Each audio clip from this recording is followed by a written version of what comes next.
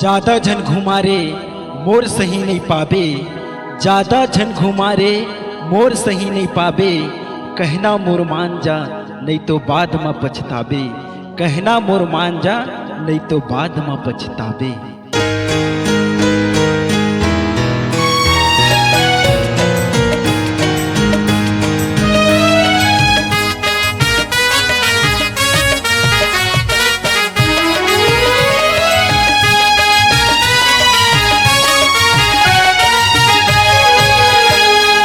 आदत लटार आकर ले मोर संग प्यार, ऐसन आदत लटार आकर ले मोर संग प्यार। जिंदगी माँ और जिंदगी मका धरे हो ए गोरी, और जिंदगी मका धरे हो।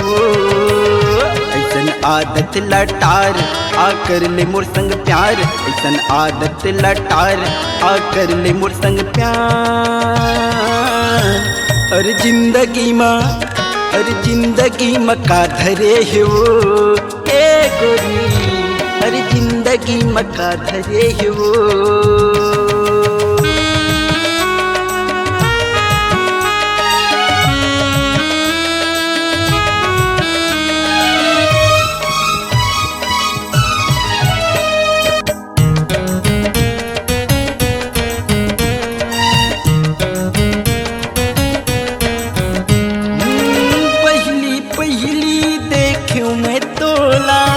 बस गए मोरे नैन माँ, अगल बगल माँ बैठ रहन 9 बजे के ट्रेन माँ।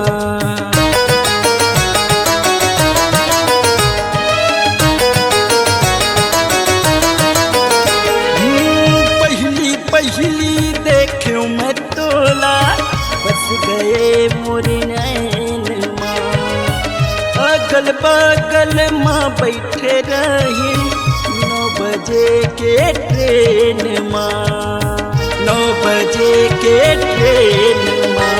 अब गुस्सा लटार बात कर ले 2-4, अब गुस्सा लटार बात कर ले 2-4। अरे जिंदगी माँ अरे जिंदगी मका रखे हो ए गोरी, और जिंदगी मका रखे हो।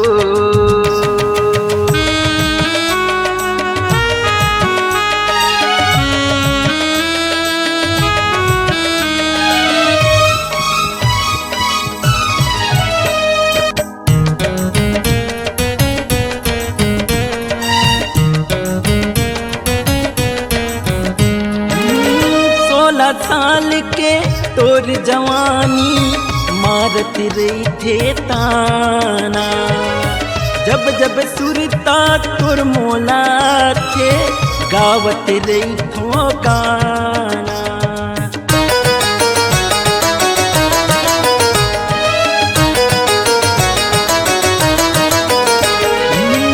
16 साल के तोर जवानी मारत रही थे ताना, जब जब सुरता तुर मोला थे गावत रही थो गाना, गावत रही थो गाना।